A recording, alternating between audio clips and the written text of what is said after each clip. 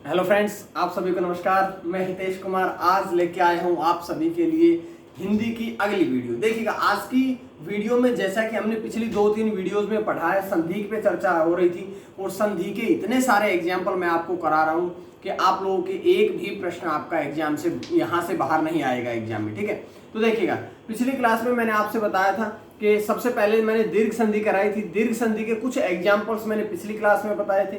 उसके बाद मैंने आपको गुण संधि पूरी कराई थी, यानी कि हम अभी तक स्वर संधि के 2 भेद पढ़ चुके हैं। 2 भेद पढ़ लिए हैं, 5 भेद थे।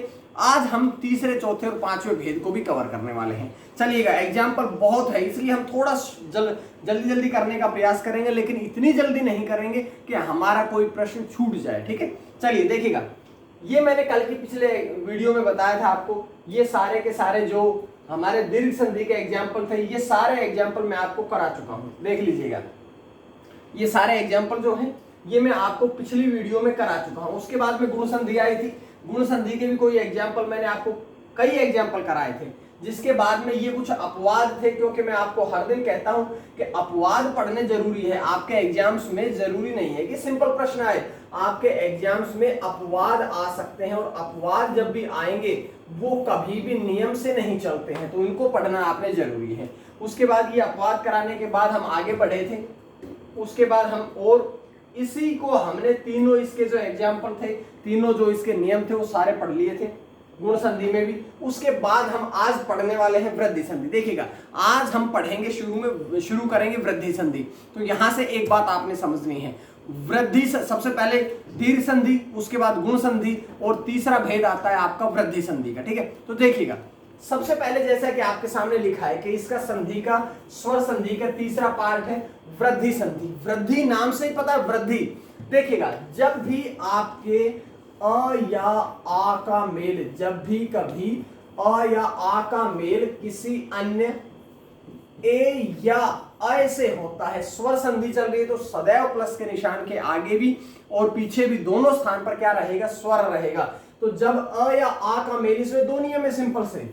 जब अ या आ का मेल ए अ से होता है तो सदैव बड़े वाले, दीर्घ वाले, वृद्धि वाले वर्ण का निर्माण होता है, मतलब सदैव अ का निर्माण होता है, इनका मेल होता है। तो उसके बाद में दूसरी बात क्या है, दूसरा मैंने आपसे बताया कि यदि इन्हीं दोनों का ही, अ और आ का ही मेल जब ओ या औ से हो जाए, ओ या औ से हो जाता है, तो निर्माण किसका होता है, तो यहां पर निर्माण होता है औ का। तो सिंपल सी बात, ये यहां पर दो ही आपके वर्ण बनते हैं, अ औ। यहां से आप लोग एक चीज और भी समझ सकते हैं। देखिएगा कि यहां जब भी अ किसी के ऊपर लगता है तो उसके ऊपर भी कितनी मात्राएं लगती हैं, 2 मात्राएं। जैसे मैं क में अ की मात्रा जोड़ूं तो क की जो शिरोरेखा है, ये जो शिरोरेखा है, इस शिरोरेखा के ऊपर कितनी मात्राएं लगेंगी, 2 मात्राएं लगेंगी। अगर मैं औ को जोड़ देता हूं, मान लो क में मैं औ को जोड़ दूं, तब भी कितनी मात्राएं लगेंगी क के ऊपर, तब भी क के ऊपर 2 मात्राएं लगेंगी। मतलब कि जब भी आप वृद्धि संधि करोगे, जब भी आप कभी वृद्धि संधि करोगे, तो शिरोरेखा, ये शिरोरेखा, इस शिरोरेखा से ऊपर सदैव कितनी मात्राओं का निर्माण होगा, 2 मात्राओं का निर्माण होगा। तो ये आसान सी बात थी जो कि मैंने आपसे बताई थी। जब भी 2 मात्राओं का निर्माण होता है, जब भी शिरोरेखा से ऊपर 2 मात्राओं का निर्माण हो, तो आपने समझना है कि कौन सी संधि पढ़ रहे हैं आप पढ़ रहे हैं वृद्धि संधि। समझ में आई बात? चलिएगा, अब मैं इसके कुछ एग्जाम्पल्स की तरफ चलता हूं।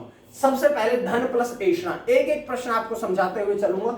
सबसे पहला इसका नियम आता है कि जब अ का मेल ए से हो या अ का मेल अ से हो, तो निर्माण किसका होगा, अ का निर्माण होगा। सेम ऐसा ही कि आ का मेल ए से हो या आ का मेल अ से हो, तब भी निर्माण किसका होगा, अ का निर्माण होगा। कैसे, देखिएगा, एक एग्जांपल से समझिएगा। सबसे पहले लिखा है धन प्लस एषणा, धन प्लस एषणा। धन, एषणा मतलब चाह, कि धन की चाह, इच्छा। देख लीजिएगा, अब मैंने जैसा कि आपसे बताया कि जब भी आप संधि करेंगे, सबसे पहले एक चीज को ध्यान रखेंगे कि प्लस के निशान से एक वर्ण आगे और एक वर्ण पीछे ही परिवर्तन होना है। इतना पहली बात समझ ली। तो दूसरा काम क्या करना है कि जो वर्ण आगे रहेगा प्लस के निशान से पहले वाला वर्ण होगा, उसमें से हमने स्वर और व्यंजन को अलग अलग करना है। तो दूसरा काम क्या करेंगे, न में से क्या अलग करेंगे हम, कौन सा स्वर जुड़ा है इसमें, अ जुड़ा है, हमने अलग कर दिया। आसान बात है, अलग कर दिया कि नहीं। आइएगा आगे देखिएगा, इसमें क्या लिखा है, ऐषणा अगला। अब यहां हमारा जो प्रश्न बन जाता है, जो हमारी इक्वेशन बनती है, वो बनती है कि अ में ए का मेल हो, और अ में अगर ए का मेल होता है तो बनता क्या है, अय। मतलब इन दोनों के स्थान पर मैं क्या सिंपल अय लिख सकता हूं कि नहीं, मैं लिख सकता हूं कि नहीं, क्योंकि इसका मतलब, अरे मैथमेटिक्स जब आप पढ़ते हैं तो मैथमेटिक्स में आता है ए स्क्वायर प्लस बी स्क्वायर, जो उसकी फॉर्मूला होता है, ऐसे कैसे लिखता है कि जब आपको वैल्यू मिलती है तो आप उसको रख सकते हैं उसके स्थान पर। देख लीजिएगा यहां पर हमने लिख दिया था बचा हुआ सेम ऐसे का ऐसा, क्योंकि मैं आपको संधि के शुरुआत से ही बता रहा हूं कि आपने जितना भी जैसे संधि कहे, जैसे नियम कहे, वैसे ही चलना है, उसके अलावा आपने कुछ नहीं करना है। चलिएगा मेरे साथ, आगे क्या बचा था शुरू में, धन।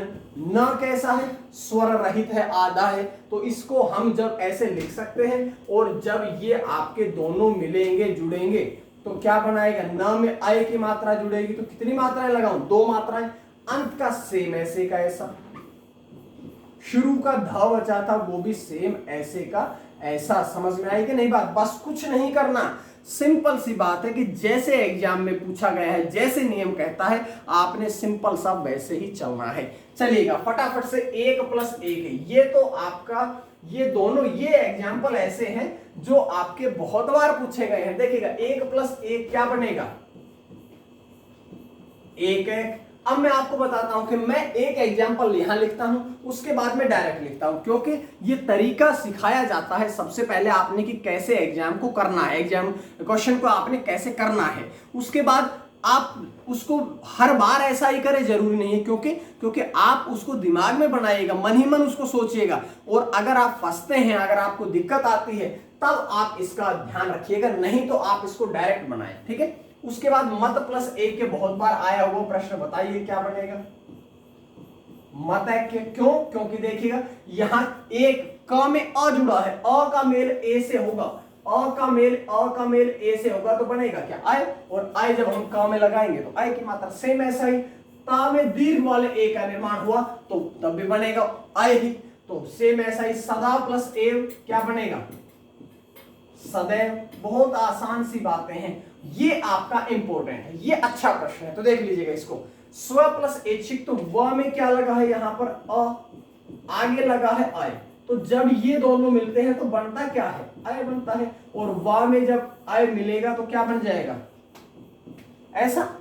शुरू में जो था वो ऐसे का ऐसा, अंत में जो बचा वो ऐसे का ऐसा, स्वैच्छिक के स्वयं की इच्छा के अनुसार, ठीक है। तो ये सारे एग्जाम्पल ऐसे सॉल्यूशन करते हैं, ठीक है ना। चलिएगा और एग्जाम्पल आपके सामने है, और एग्जाम्पल क्या है, अच्छे प्रश्न है, ये आपका पीसीएस का प्रश्न आया हुआ है, एक एक बातें करूंगा, ये आसान से है। लोक प्लस ऐषणा क्या बनेगा, लोकेशना पहला। देव प्लस ऐश्वर्यम क्या बनेगा भाई, 2 मात्राएं, सिंपल सा। महा प्लस ऐश्वर्य बहुत इंपॉर्टेंट है, बहुत बार एग्जाम में पूछते हैं, देखिएगा तीसरा मैं यहां लिख देता हूं, महा प्लस ऐश्वर्य क्या बनेगा, महेश्वर्य। 4 नंबर वसुधा प्लस ए, यहां देखिएगा आ का मेल ए से हुआ और आ का मेल ए से होगा, तब भी बनेगा क्या, आय बनेगा, ठीक है। तो यहां पर भी क्या करेंगे, वसुधा प्लस ए, वसुधैव, वसुधैव, समझ आया। सेम ऐसा ही तथा में आ प्लस ए बनेगा क्या, आय, तो तथा प्लस ए तथैव।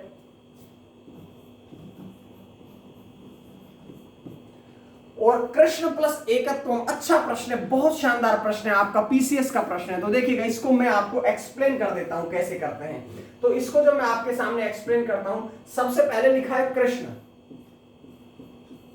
लिख दिया कृष्ण।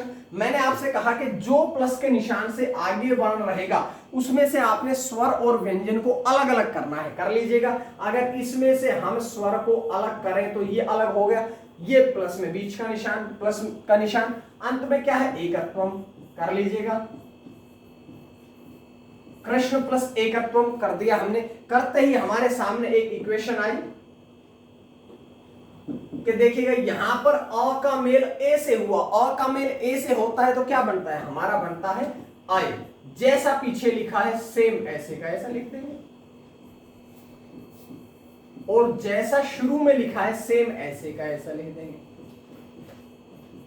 अब यहां देखिएगा कि आपके यहां दोबारा से ये मिलते हैं, क्योंकि आपको पता है कि जब किसी व्यंजन के बाद कोई स्वर आता है, जब किसी व्यंजन के बाद कोई स्वर आता है तो वो स्वर उसमें जुड़ जाता है। अब इसमें अगर जुड़ेगा तो कितनी मात्राएं लगाऊं, 2 मात्राएं लगेगी। आगे जो है वो ऐसे का ऐसा, ठीक है, शुरू में जो बचा था वो ऐसे का ऐसा, कृष्ण प्लस एकत्वम कृष्णैकत्वम, ठीक है। अब यहां से कई बच्चे जो नए हैं उनको एक छोटी सी बात परेशान कर रही होगी, देख लीजिएगा। यहां से परेशान करने की जो बात है वो ये है कि 2 है, मान लीजिएगा क में हम ए को जोड़ें और क में ही हम आए को जोड़ें, तो यहां से क्या होगा, देख लीजिएगा कि जब ये किसी में जुड़ेगा और एक जो किसी में भी जुड़ेगा तो उसके ऊपर सिर्फ एक मात्रा लगेगी, और जब ये वर्ण किसी में जुड़ेगा, ये स्वर किसी में जुड़ेगा किसी भी व्यंजन में, तो उसके ऊपर कितनी मात्राएं लगती है, सदैव 2 मात्राएं लगती है। तो इस बात का आपने दोनों चीजों को आपने ध्यान रखना है, ठीक है ना। अब चलिएगा आगे बढ़ते हैं। अगला है यण संधि। क्योंकि आपकी जो वृद्धि संधि है वो बहुत ज्यादा नहीं आती है, ज्यादा आती है आपकी गुण संधि, और जो सबसे ज्यादा गुण संधि और यण संधि, ये 2 संधियों से सबसे ज्यादा प्रश्न पूछे जाते हैं। तो यहां पर देखिएगा 3 नियम आपके सामने यहां पर लिखे हैं, देख लीजिएगा यहां पर कितने नियम, कितनी सी बात पढ़नी है आपने सिंपल सी इन 3 नियमों को पढ़ना है। कितने नियमों को पढ़ना है, 3 नियमों को। ये कह रहा है कि जब ई के बाद में, ये मैं बता रहा हूं आपको चौथा भाग, स्वर संधि का चौथा भेद यण संधि, और मैं आपसे सिंपल सा यण संधि में बताना चाहता हूं कि जब भी आपके ई का मेल, देखिएगा सबसे पहले एक हल्का सा पृष्ठभूमि तैयार करता हूं। अभी तक हमने दीर्घ संधि पढ़ी, अभी तक हमने गुण संधि पढ़ी, अभी तक हमने वृद्धि संधि पढ़ी। इन तीनों संधियों में प्लस के निशान से पहले सिर्फ और सिर्फ ये 2 वर्ण थे, सिर्फ और सिर्फ कौन से वर्ण थे, ये 2 वर्ण थे। उसके बाद में जब हमने दीर्घ संधि पढ़ी तो इनके बाद में ये 2 ही आ गए थे। गुण संधि पढ़ी तो आ के बाद में ई उ और री आ गया था, बहुत अच्छा कॉन्सेप्ट है ये। और जब हमने वृद्धि संधि पढ़ी तो ये आ के बाद ही ए आय और ओ औ का मेल हुआ था कि नहीं। और अगर हुआ था तो ध्यान रखिएगा, हिंदी में जो आपके स्वर लिखे जाते हैं सारे के सारे स्वर इसी सीक्वेंस से तो लिखे जाते हैं भाई, आ ई उ री ए आय ओ औ, ऐसे तो लिखे जाते हैं। तो आपने कंफ्यूज नहीं होना है कि जब इन 2 वर्णों के बाद में सारे के सारे स्वर आ चुके हैं, सभी स्वर आ चुके हैं, सभी स्वर आ चुके हैं, तो अब इसके पहले तो ये 2 ही थे, केवल अ और आ ही, सभी में ये 2 ही चले आ रहे थे। अब हम इस प्लस के निशान से आगे के स्थान पर परिवर्तन करेंगे, और आगे के स्थान पर कैसे परिवर्तन करेंगे, चलिएगा आगे के स्थान पर कैसे परिवर्तन करेंगे, करते हैं इसको आगे परिवर्तन। चलिएगा बात करते हैं इसके आगे परिवर्तन। अगले एग्जाम्पल में लिखा है कि अगर पहली इक्वेशन के यदि ई या ई के बाद कोई भी असमान का मतलब क्या है कि जो समान ना हो, कि ई के बाद में कोई ई ना हो, क्योंकि अगर ई का मेल ई से हुआ तो वो तो दीर्घ संधि हो जाएगी। लेकिन असमान लिखने का मतलब यह है कि ई के अलावा कोई भी स्वर हो, तो जो आपकी ई है ये ई किस में बदल जाती है, ये ई आपकी बदल जाती है य में। और यहां से एक बात और बता देना चाहता हूं कि मैंने आपसे पिछली क्लास में कहा था कि जब भी संधि में किसी व्यंजन का मेल होगा, किसी व्यंजन का मेल होगा, तो वो व्यंजन जो है वो कैसा रहेगा, वो व्यंजन स्वर रहित रहेगा। तो ये बात समझ में आई। उसके बाद में जो ये असमान स्वर है ये यहां पर जाकर के इसमें जुड़ जाता है, इस बात को समझिएगा। मान लीजिएगा, मान लो ई के बाद में आ गया तो ई किस में बदलेगा, या में, आधे में, स्वर रहित में बाद में क्या है अ, तो ये क्या हो जाएगा य। मान लो यहां पर आ है तो ये क्या हो जाएगा या। मान लो यहां पर ऊ आ गया तो य तो ये है ही, इसमें ऊ की मात्रा जुड़ेगी तो ओ। यहां पर मान लो ए आ गया तो य में ए की मात्रा। समझ आ रही है ना बात। तो सारी बातें ऐसी ही है सिंपल सी। अब मेरी बात समझिएगा, पहला नियम समझ में आया। अब बात कर लेते हैं दूसरे नियम की। दूसरा नियम ये कहता है कि ई के बाद क्या आता है ऊ ऊ। तो जब ऊ और ऊ के बाद में इनका मेल किसी भी असमान स्वर से होता है तो ऊ किस में बदलता है, ऊ किस में बदलता है व में। व भी कैसा स्वर रहित व, और ये जो असमान स्वर है ये जाकर के इसके पीछे जुड़ जाएगा। सेम सिंपल सी बात। उसके बाद में आता है आपका ई ई ऊ ऊ और अंतिम बचा कौन सा री। जब री के बाद कोई भी असमान स्वर आता है तो री किस में बदलता है, ये जो आपका री है ये बदलता है र में। र भी कैसा स्वर रहित र, और जो असमान स्वर है ये आपका चला जाएगा कहां पर, यहां पर। समझ में आई ना बात। तो ये नियम था। अब मैं एक एक एग्जांपल के द्वारा और अच्छे से आपको कवर कर देता हूं, देख लीजिएगा। सबसे पहले सबसे अच्छा प्रश्न, सबसे पहले आपकी स्क्रीन पे आता है सबसे अच्छा प्रश्न। सबसे अच्छा प्रश्न आपकी स्क्रीन पे आया सबसे पहले। तो चलिएगा बात करता हूं, मैं इसको समझा देता हूं। सबसे पहले यदि प्लस अपी, तो ये हमने लिख दिया यदि और आगे लिख दिया है अपी। कोई दिक्कत नहीं, कोई दिक्कत नहीं। अब दिक्कत कुछ भी नहीं है। मैंने आपसे पहले कहा था कि जब भी संधि करेंगे तो सिर्फ यहां परिवर्तन होना है, मतलब कि जो प्लस का निशान है उससे एक वर्ण आगे परिवर्तन होगा और एक वर्ण उसके पीछे परिवर्तन होगा। और पहला काम ये हमने कर लिया। दूसरा काम क्या करना है कि जो पहला है प्लस के निशान से जो भी वर्ण पहले है उस पहले वर्ण को स्वर और व्यंजन अलग कर देने हैं। ये यहां पर लिखा था द में से यदि मैं स्वर और व्यंजन को अलग करूं, द में से यदि मैं स्वर और व्यंजन को अलग करूं, तो ये स्वर में व्यंजन अलग कर दिया स्वर। उसके बाद में आगे क्या लिखा है अपी। बस सिंपल बात। और इतनी सी अगर आपको बात समझ में आई तो एक बात देखिएगा भैया, यहां ई और बाद में क्या है, बाद में है अ, कि ई के बाद कोई अन्य स्वर असमान स्वर आता है तो ई किस में बदलता है, य में बदलता है। तो हमने इस ई को किस में बदल देना है, य में। लेकिन यह भी कैसा, यह भी स्वर रहित होना चाहिए। और जो ये हमारा अन्य स्वर है ये किस में रहेगा, ये बाद में जाके जुड़ेगा। तो ये जो हमारा अन्य स्वर है ये इस य के बाद में जाकर के जुड़ जाएगा। अब अगर य में अ जोड़ दूं मैं तो ये क्या होगा, पूरा य। अंत में क्या बचा, ये लिख दिया। शुरू में क्या बचा, सेम लिख दिया। तो इसको हम ऐसे यहां पर, ये सही होगा। लेकिन एक बात समझ लीजिएगा, कई बार आपको एग्जाम में ये नहीं दिया जाता। ये ऑप्शन एकदम आपका सही है लेकिन एग्जाम में आपको ये ऑप्शन नहीं मिलता है। तो आपको दूसरा ऑप्शन मिल सकता है। कौन सा, कि आपके सामने ये दूसरा ऑप्शन आपको मिल सकता है। इसके स्थान पर आपको एग्जाम में ये मिल सकता है, तो ये भी सही है। अब दिक्कत ये आई कि ये द और ये ऐसा दिया, तो समझ लीजिएगा कि ये जो आप लिखते हैं ना, ये जो वर्ण, इस वर्ण की शुरुआत जो है, इस वर्ण की शुरुआत जो है वो द की तरह होती है, आधे द की तरह।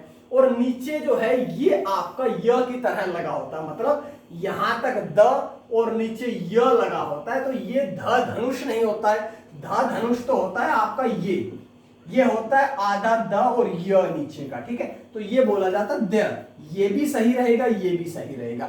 एग्जामिनर आपको कंफ्यूज करने के लिए कोई भी प्रश्न दे सकता है, ठीक है। समझ में आई। अगला प्रश्न देखिएगा। अगला प्रश्न है परि प्लस अटन। तो आप स्वयं करिएगा। दूसरा ऑप्शन मैं बता रहा हूं, प्रश्न बता रहा हूं, परि प्लस अटन। तो क्या मैं पर्यटन कर दूं, हाँ या ना, मैं कर सकता हूं कि नहीं। ऐसे ही नी प्लस अस्त क्या कर दूं, नेस्ट कर सकता हूं कि नहीं। सेम आप करके देखिएगा। नहीं होता है तो आपने इस सीक्वेंस का फॉर्मूले का पालन करना है। और अगर आपको समझ में आ गया तो आप मन ही मन दिमाग में उसको रटिएगा, समझिएगा और आपको डायरेक्ट इसको ऐसे कर दीजिएगा। क्योंकि अगर आप एग्जाम में ये फॉर्मूला करने लगे तो आपका बहुत समय नष्ट होने वाला है। तो आप समझे नहीं, जब तक उसको करना है, जैसे समझ जाते हैं तब आप इसको डायरेक्ट करिएगा। बी प्लस अस्त क्या होगा, व्यस्त। और फिर भी अगर आपको समझ नहीं आता है कोई, तो आप मुझे मैसेज कर दीजिएगा, कमेंट बॉक्स में लिख दीजिएगा, ताकि मैं आपको डायरेक्ट ये सॉल्यूशन करके बता सकूं। ठीक है, आइएगा आगे। आगे क्या है, सेम अच्छे अच्छे प्रश्न है, देख लिखिएगा फटाफट। वी प्लस अभिचारी व्यभिचारी, वी प्लस अभिचारी व्यभिचारी, वी प्लस अक्ति क्या होगा, व्यक्ति। प्रति प्लस अय क्या होगा, प्रत्यय। नदी प्लस अर्पण क्या होगा, नद्यर्पण। ये अच्छा एग्जाम्पल था, ये अच्छा एग्जाम्पल था, अच्छा एग्जाम्पल था। इसको मैं दोबारा से समझाता हूं। अभी प्लस अर्थी अभ्यर्थी। ठीक है, ये अच्छा प्रश्न था, इसको आप एक बार दोबारा से समझ लीजिएगा। देखिएगा, हमने एग्जाम्पल ज्यादा करने हैं, लेकिन इतनी स्पीड नहीं बढ़ानी कि आप लोग उससे परेशान हो जाए, आप लोग खुद उसको ना कर पाए। तो इसको पहले करिएगा, मैं आपको फिर बताता हूं।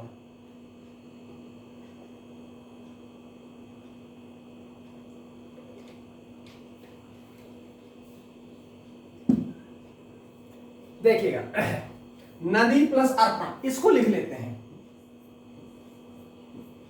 नदी प्लस अर्पण। अब मैंने आपसे एक बात कही कि परिवर्तन सिर्फ और सिर्फ यहां पर होगा। परिवर्तन अगर यहां पर होगा तो इसको करिएगा सॉल्यूशन। नदी द में से क्या स्वर अलग कर सकते हैं, कर दिया। आगे क्या है, अर्पण। आगे क्या है, अर्पण। अब आपको एक बात तो समझ में आई होगी कि भाई ई का मेल किसके साथ हुआ, अ के साथ। ई का मेल किसके साथ हुआ, अ के साथ में हुआ।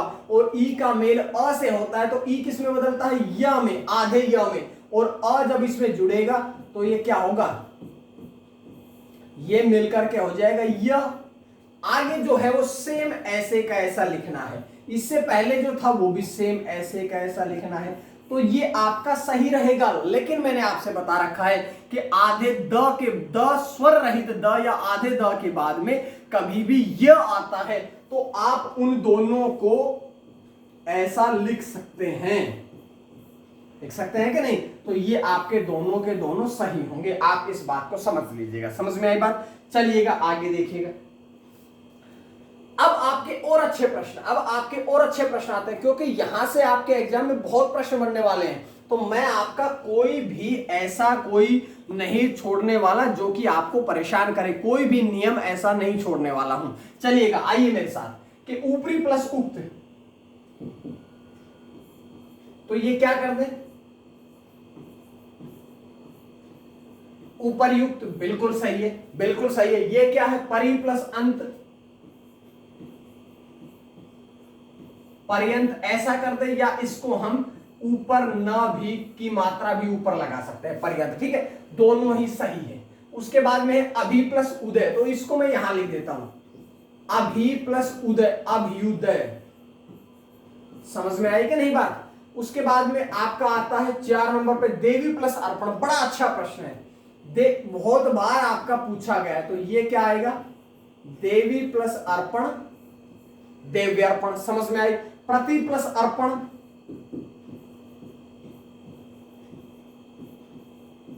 प्रत्यर्पण। प्रति प्लस अक्ष,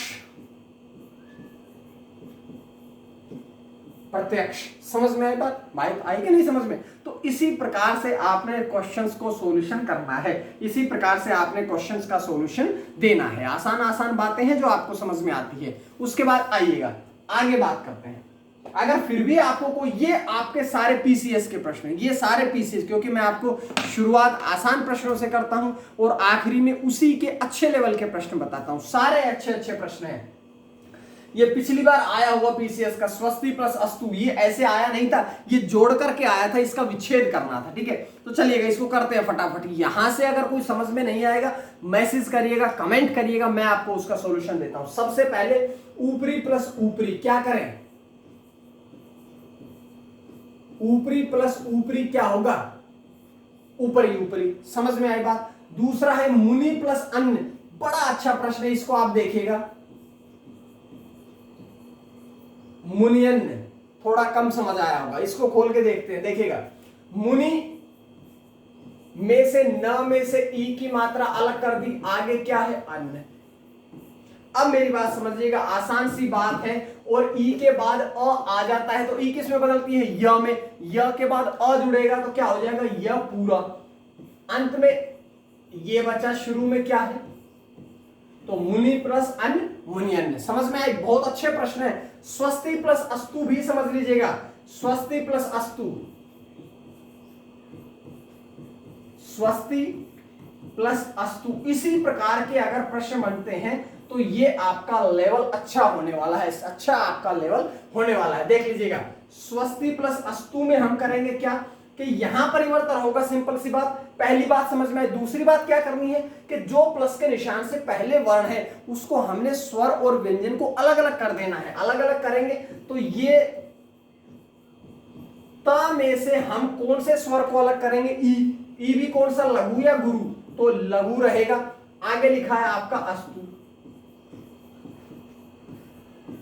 अब आपको ये बात पता है, अब आपको ये बात पता है कि ई के बाद जब अ आता है, ई के का मेल अ या आ से होता है तो वो क्या बनता है, ई के बाद कोई भी अन्य स्वर आए तो ई बनता है य में, आधे य में, स्वर रहित य में, और आगे क्या है अस्तु। अब ये अगर जुड़ेगा तो ये य पूरा, सेम पीछे का सेम ऐसे ही, और आगे का जो बचा है वो भी सेम ऐसे ही। त कैसा है, आधा है, स्वर रहित है, तो उसको हम ऐसे के ऐसे लिख देंगे। बड़ी अच्छी बातें हैं। सेम ऐसा ही वाणी प्लस ऊर्मी, बहुत ही शानदार प्रश्न है आपके सामने, बहुत ही शानदार प्रश्न है आपके सामने। चलिएगा बात करते हैं, वाणी प्लस ऊर्मी को क्या करेंगे, वाणी प्लस ऊर्मी क्या बनेगा, वाणी ऊर्मी, है ना। ऐसे ही सेम ऐसे ही स्त्री प्लस उचित,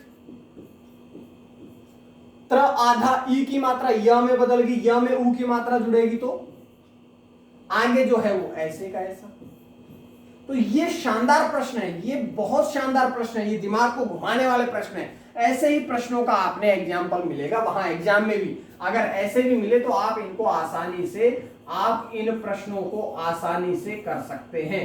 ये लीजिएगा, आपके सामने सारे के सारे प्रश्न मैंने खोल करके रख दिए हैं। समझ में आई बात, समझ में आई बात। तो मैं आपको बताऊं, हम यण संधि पढ़ रहे थे, हम पढ़ रहे थे यण संधि, और यण संधि का दूसरा नियम हमने पहला पढ़ लिया कि ई का मेल किसी अन्य स्वर से हो तो ई बदलता है य में, और जो अन्य स्वर होता है उसकी मात्रा जुड़ जाती है। अब इसी का दूसरा नियम क्या कहता है कि यदि ऊ का मेल अन्य, ऊ या ऊ का मेल किसी अन्य स्वर से हो तो ये जो दोनों है ये बदल जाते हैं व में, और अन्य स्वर की मात्रा इनके बाद में जुड़ जाती है। समझ में आई बात, समझ में आई। चलिएगा करते हैं, एक मैं आपको समझाता हूं, तनु प्लस अंगी, तनु प्लस अंगी, आसान बात है, आसान बात है। तो हम अब क्या करेंगे, सिर्फ यहां परिवर्तन है, पहली बात। दूसरी बात, जो पहले है उसमें से हम स्वर और व्यंजन को अलग अलग कर देंगे। कर दिया, आगे क्या है। अब इतनी बात अगर आपको समझ में आई तो देखिएगा, जब ऊ का मेल किसी अन्य स्वर से होता है तो ऊ किस में बदलता है, व में बदलता है। ये ऊ बदल गया किसमें, व में। व भी कैसा, स्वर रहित, मतलब आधा। आगे है आपका, जो आगे है सेम ऐसे ही लिख दो, जो शुरू में है सेम वैसे ही लिख दो। तो त आधा न, व में अंग जुड़ेगा तो तनु प्लस अंगी, तनवंगी, आसान प्रश्न। उसके बाद तनु प्लस अय, अनु प्लस अय, तो ये क्या होगा, अन्वय। समनु प्लस अय, समन्वय। साधु प्लस आचार, इधर लिखता हूं, साधु प्लस आचार, साधुआचार। वधु प्लस आगमन, बहुत बार पूछा गया प्रश्न, वधु प्लस आगमन, तो देख लीजिएगा इसका क्या होगा, वधवागमन। बहुत ही अच्छे शानदार तरीके से। परमाणु प्लस अस्त्र, बहुत बढ़िया प्रश्न, सारे ही आपके छटे हुए प्रश्न, सारे बहुत शानदार प्रश्न हैं। परमाणु प्लस अस्त्र,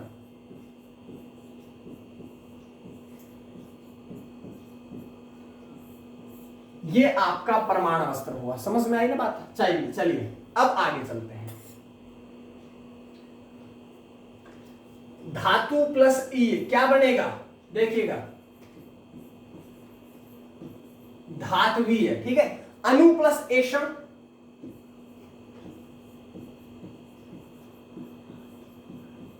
अन्वेषण। मधु प्लस अरि, मधुवरी। सु प्लस अस्ति, स्वस्ति। और सु प्लस आभास, स्वाभास। इस प्रकार से आपने प्रश्नों का सॉल्यूशन करना है। इस प्रकार से आपने सभी प्रश्नों का सॉल्यूशन करना है। उसके बाद आगे चलिएगा, और एग्जांपल है। अब आपके सामने आता है तीसरा नियम। तीसरा नियम कौन सा है?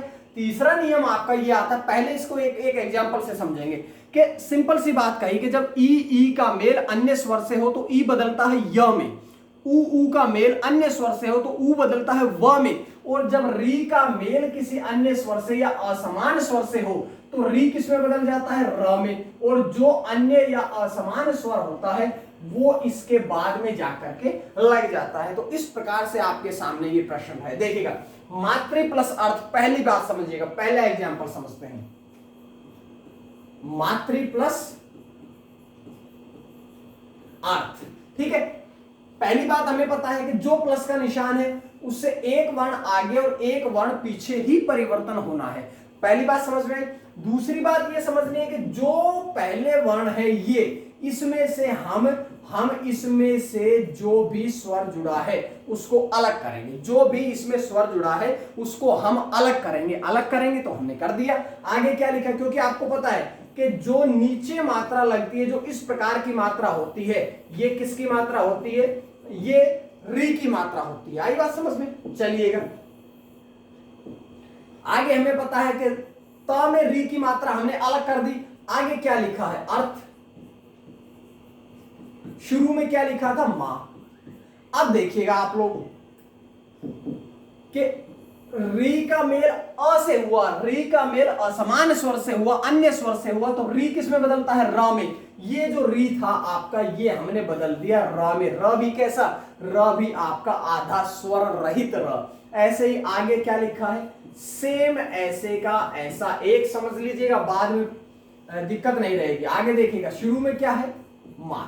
समझ में आ गई बात। अब मैं आपको जो समझाने का प्रयास कर रहा हूं, यहां से एक छोटी सी बात समझिएगा कि जब मैंने वर्णमाला आपको पढ़ाई थी तो उस समय मैंने आपसे ये कहा था कि जब भी आप वर्णमाला को पढ़ते हैं, वर्णमाला में 4 संयुक्त स्वर आते हैं। 4 आपके आते हैं संयुक्त स्वर। उन संयुक्त स्वरों को याद करिएगा, कौन कौन से हैं, क्ष, त्र, ज्ञ और श, ये 4 है। और ये जो त्र है ये किस किस के मेल से बनता है, त प्लस र प्लस अ, ऐसा बनता है कि नहीं। और अगर ऐसा बनता है तो देखिएगा यहां पर लिखा क्या है कि त र अ, ये त र मतलब सेम है। सेम है तो हम इन सब के स्थान पर, हम इन तीनों के स्थान पर एक वर्ण को लिख सकते हैं कि नहीं, लिख सकते हैं। अरे हाँ या ना, क्यों?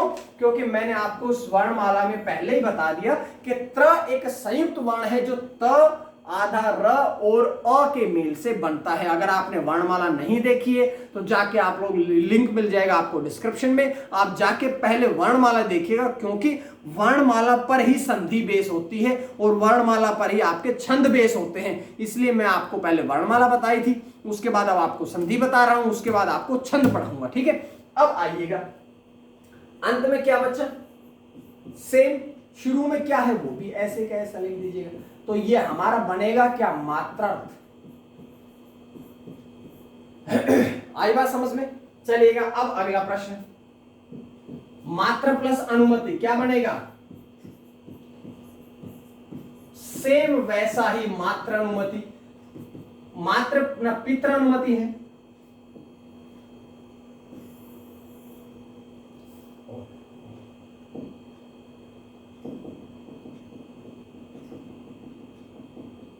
ये आपका पितृ प्लस अनुमति। तो देख लीजिएगा इसको, पितृ प्लस अनुमति क्या बनेगा, पितृ अनुमति। आई बात समझ में। अब मात्र प्लस आनंद क्या बनेगा, मात्रानंद। पितृ प्लस आज्ञा क्या बनेगा, पित्र आ गया, मात्र प्लस आ गया, क्या बनेगा, मात्र आ गया। तो इस प्रकार से आपके सारे प्रश्न जो है उनका सॉल्यूशन होता हुआ चलेगा। बस एक बात समझनी है आपने कि जब भी कभी आपको त, र और अ दिखेगा तो इन तीनों के स्थान पर आप त्र को करेंगे। क्यों? क्योंकि जब आपसे वर्णमाला पढ़ाई गई थी, जब आपसे 4 संयुक्त वर्ण पढ़ाए गए थे, जब 4 संयुक्त व्यंजन पढ़ाए गए थे, तो आपसे बताया गया था कि त, र, अ, या आप कहिएगा कि त प्लस र के मेल से क्या बनता है, त्र बनता है। तो वही तो हमने इक्वेशन रखी है, यहां पर समझ में आई होगी बात। अगर आई तो आगे चलते हैं। पितृ प्लस इच्छा क्या बनेगा बताइए, पहला यहां लिखता हूं, पितृ प्लस इच्छा सेम उसी सीक्वेंस पे आधारित है, सेम उसी सीक्वेंस पे आधारित है। दूसरा है मात्र प्लस अंश, क्या बनेगा, मात्रंश। आगे क्या है, मात्र प्लस उपदेश, मातृपदेश। पितृ प्लस उपदेश,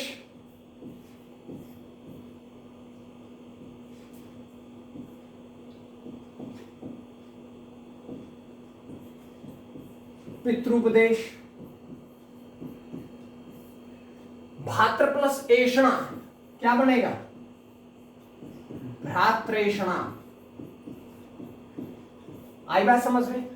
तो ये आपका होता है यहां से यण संधि। तो यण संधि के 3 नियम थे जो तीनों के तीनों मैंने आपसे बता दिए थे। और यण संधि के बाद अब आती है स्वर संधि का आखिरी भेद, स्वर संधि का अंतिम भेद, स्वर संधि का 5वां भेद। क्या है उसका नाम? उसका नाम है अयादि संधि। 5वां भेद का नाम क्या है? अयादि संधि। तो देख लीजिएगा, सबसे अंतिम जो संधि का भेद है स्वर संधि, क्योंकि संधि के भेद 3 और स्वर संधि के भेद 5। संधि के भेद 3, स्वर संधि, व्यंजन संधि, विसर्ग संधि, लेकिन आपकी जो स्वर संधि होती है इसके 5 भेद। सबसे पहले हमने पढ़ा दीर्घ संधि, उसके बाद हमने पढ़ा गुण संधि, उसके बाद वृद्धि संधि, फिर यण संधि और आखिरी कौन सा आता है हमारा? अयादि संधि। अयादि संधि में यह कहता है कि जब ए, ऐ, ओ, औ के बाद किसी स्वर आता है, कोई स्वर आता है, तो वे क्रमशः किस में बदल जाते हैं? तो ये ए बदलता है आय में, आय बदलता है आय में, ओ बदलता है औ में, और औ बदलता है किसमें? आव में। समझ में आई बात? आइएगा इसके एक एक एग्जाम्पल करके देख लेते हैं। तो ये 2 नियम है इस पे आधारित, इस पे बात करते हैं पहले। जैसे ने प्लस अन, तो एक समझ लीजिएगा इधर, ने प्लस अन ऐसी ही। सबसे पहले आपको पता है कि संधि में प्लस के निशान से एक वर्ण आगे और एक वर्ण पीछे ही परिवर्तन होगा। दूसरी बात, जो पहले है उसमें से हमने स्वर और व्यंजन को अलग कर देना है, कर दिया। आगे क्या करना है? जो आगे है वो ऐसे का ऐसा लिख देना है। अब जो मैं आपको समझाने वाला हूं देखिएगा, ये लिखा है ए का मेल, ए का मेल किससे हुआ? अ से हुआ। भाई ए का मेल अन्य स्वर से होता है, तो ए किस में बदलता है? ए बदलता है आई में। तो इस ए के स्थान पर, सिर्फ ए के स्थान पर क्या लिखूंगा मैं? आई लिख दिया। आगे क्या बचा है? ऐसे का ऐसा। शुरू में क्या बचा है? ऐसे का ऐसा। अब न में अ जुड़ेगा तो क्या होगा? न पूरा। या में अ जुड़ेगा तो य पूरा। और अंत में जो बचा है वो ऐसे का ऐसा। ने प्लस अन नयन, ने प्लस अन नयन। ऐसे ही सेम आपके आगे भी बनने वाले हैं। जैसे शे प्लस अन शयन, चई प्लस अ, चई प्लस अ। ये कैसे बना देख लीजिएगा इसको भी।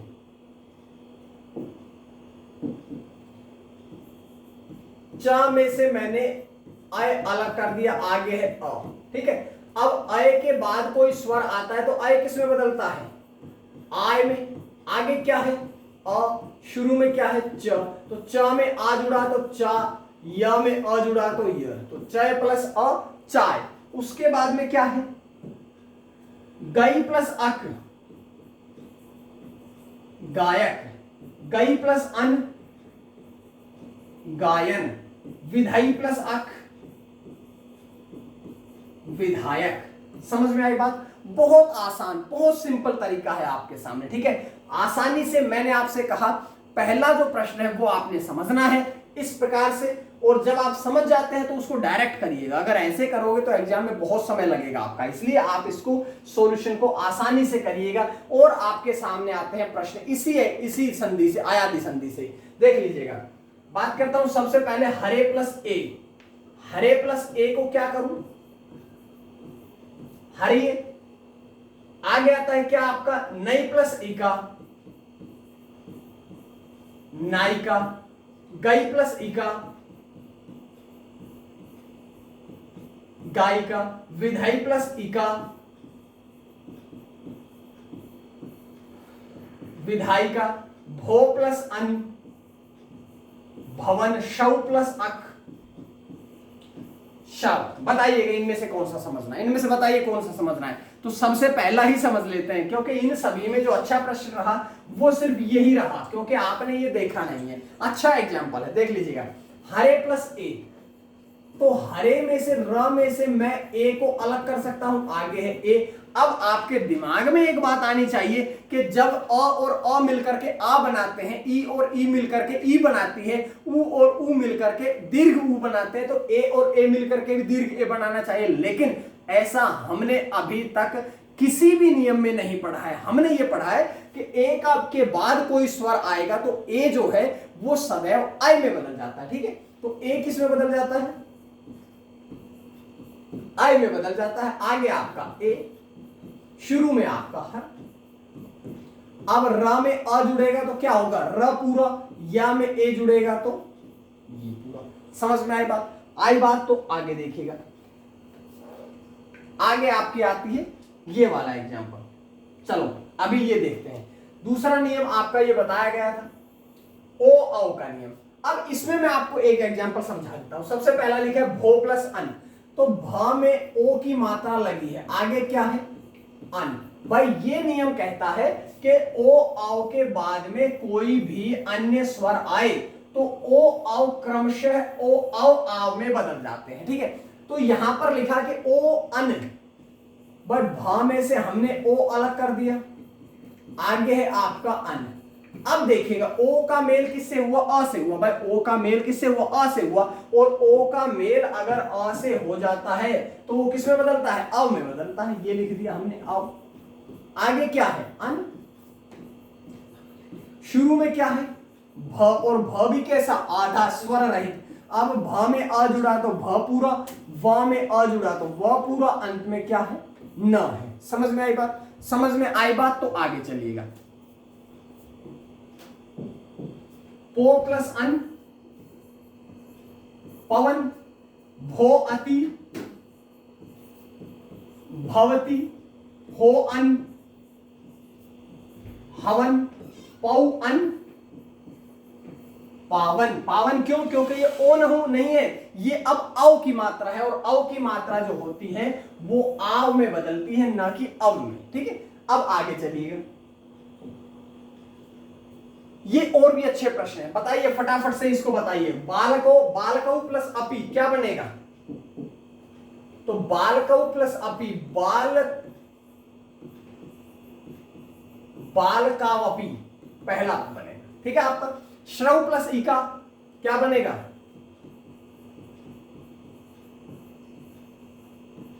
द्वौ प्लस एव,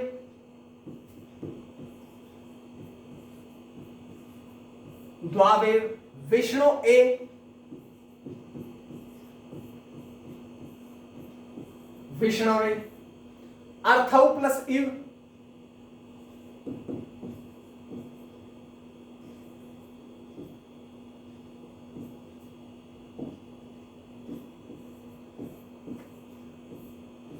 अर्थावेव। ठीक है, उसके बाद आखिरी है रात्रौ प्लस आगत। रात्रौ प्लस आगत, तो देख लीजिएगा रात्रा क्योंकि औ है, औ बदलता है आव में, बस आगे है रात्रा वागत। ठीक है, ऐसे ही ओ बदलता है औ में,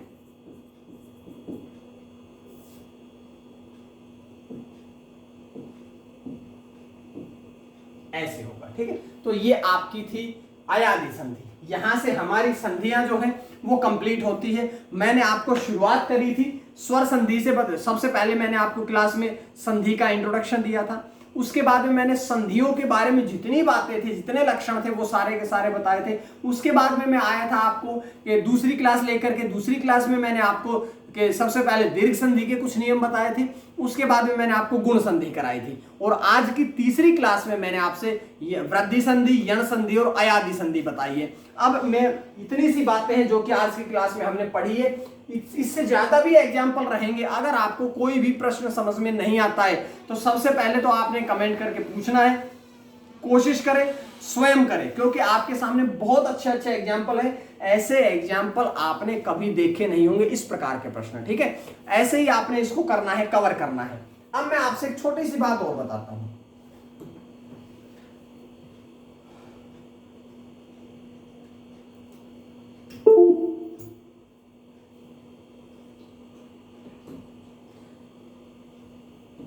यहां से मैं आपको एक बात बताना चाहता हूं, देख लीजिएगा कि इससे पहले मैं आपके सामने जितने भी ये संधि के नियम बताए हैं, ये सारे के सारे जो नियम हैं वो मेरी द्वारा लिखी हुई पुस्तक में सारे के सारे संकलित है।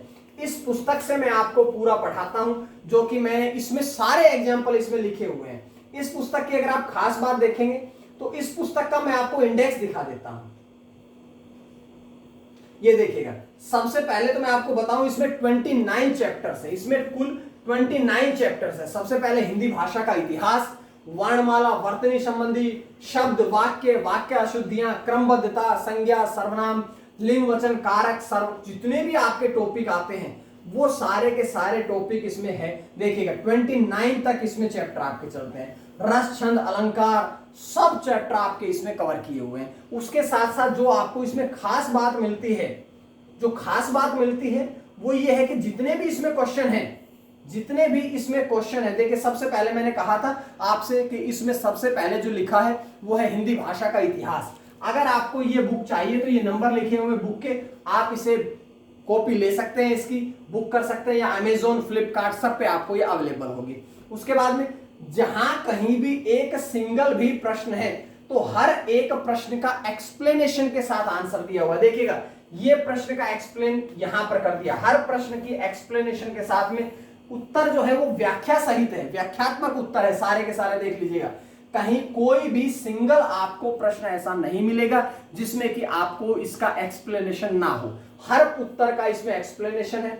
उसके बाद मैं आपको केवल सैंपल दिखा रहा हूं इस पुस्तक को, ताकि आप इसको समझ सके, ठीक है। हर एक चीज इसमें आपको संकलित मिलेगी। 29 चैप्टर है, ये देखिएगा हर एक चैप्टर को मैंने इसमें बताया हुआ है, हर एक चैप्टर आपके सामने है। मैं पहले बता चुका हूं, इस बुक को आप अमेजोन या फ्लिपकार्ट से ले सकते हैं। साथ साथ में आपको मोबाइल नंबर दिए हुए हैं, आप लोग यहां पर कॉल करके इसको मंगा सकते हैं। हर एक का आप आंसर देख सकते हैं। मुख्य रूप से पीसीएस के प्रश्न इसमें संकलित है। सारे के सारे बुक है, सारे के सारे आंसर जो है वो एक्सप्लेनेशन के साथ में देख लीजिएगा, हर एक आंसर जो है। और एक बात और के चारों आंसर जो है वो आपके एक्सप्लेन करे हुए हैं, ठीक है।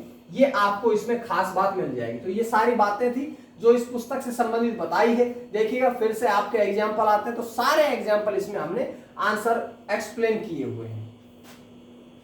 ये देखिएगा संधि में फिर से वही आ गए, स्वस्त्यस्तु, वैष्णवे, अभिन्न, मृत्युपरांत, ये सारे के सारे भूल। इतने शानदार प्रश्न आपके सामने हैं कि आपने ऐसा कभी, बहुत कम पुस्तकों में ऐसा कुछ मिलता है। जैसा कि मैंने आपको बताया भी कि ये जितने भी एग्जाम्पल हैं ये सारे के सारे एग्जाम्पल वो हैं जो पीसीएस में पूछे गए हैं। तो पीसीएस को आधार मान के बताया है। आप यूपी पुलिस, एसआई, जितने भी एग्जाम हैं उन सबको कवर करने के लिए इस पुस्तक को ले सकते हैं। नंबर आप इसको फ्लिपकार्ट, अमेजोन से लीजिएगा, या नंबर इसके सामने लिखे हैं, यहां से आप इसको ऑर्डर कर सकते हैं, ठीक है। तो आज की क्लास में इतना ही। अगली क्लास हमारी रहेगी व्यंजन संधि की एक पूरी क्लास, उसके बाद में हमारी रहेगी विसर्ग संधि की दूसरी क्लास। 2 क्लास और रहेंगी, तब हमारी संधि खत्म होगी। उसके बाद मैंने आपको अभी तक हिंदी वर्णमाला जो थी उसके हमने क्वेश्चन आंसर नहीं पढ़े हैं, वो हम तब तक, ये 2 क्लासेस और आएंगी, तब तक हम लाइव आकर के इसके क्वेश्चन आंसर्स को पढ़ेंगे। साथ में उसके बाद संधि के क्वेश्चन आंसर जो हैं वो भी हम लाइव आकर के डिस्कस करेंगे, ठीक है। तो आज के लिए इतना ही। मां सरस्वती की कृपा आप सभी पर बनी रहे। आप सभी का बहुत बहुत धन्यवाद।